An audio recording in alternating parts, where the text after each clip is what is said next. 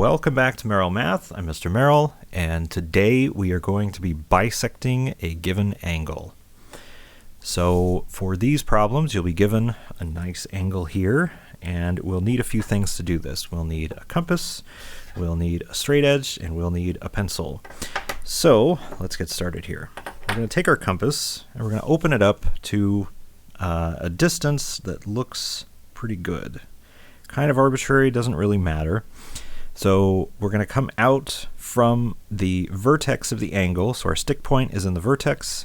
We're going to make a mark out on this first ray, and then we're going to come out the same distance on the other ray.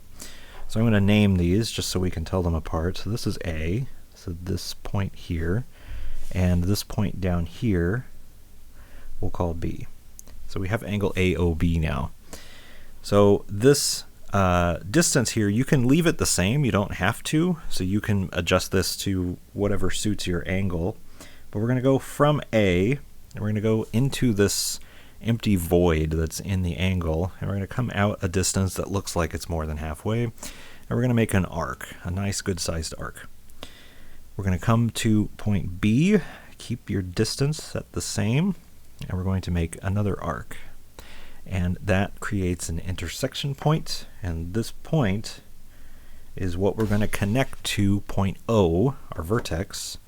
So we're going to come over here, line this up, and carefully line that up, and we're going to make a line. So this line here bisects this angle. So this piece here is equal to this piece here, and we have our angle bisector. If you have any questions or comments, be sure to leave those in the comment section below. Otherwise, thanks for watching.